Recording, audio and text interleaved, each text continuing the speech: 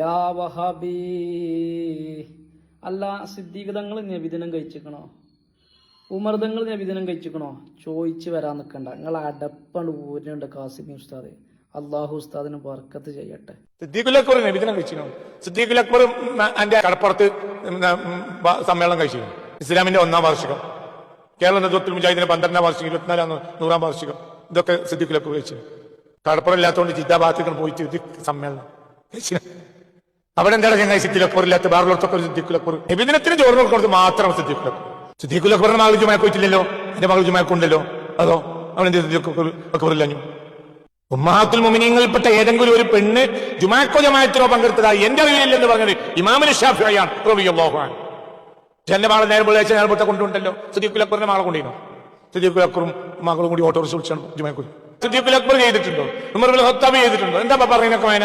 അപ്പൊ ഞമ്മക്ക് പറ്റിയോടത്തൊരു സിദ്ദീഖുൽ അക്ബർ, ഞമ്മക്ക് തള്ളു വരികയാണെങ്കിൽ അവിടെ സിദ്ദീഖുൽ അക്ബർ ഇല്ല. അതൊക്കെ പിന്നാ പറയാൻ നമ്മളിങ്ങനെ സൗകര്യത്തിനൊരു സിദ്ദീഖിനെയും ഉമർ ഇബ്നുൽ ഖത്താബിനെയും മടക്കി ചുറ്റിക്കൊണ്ടിരിക്കുക. ആവശ്യമുള്ളവർക്ക് എടുക്കുക, ആവശ്യമില്ലെങ്കിൽ അവരെ ഞാൻ അറിയില്ല.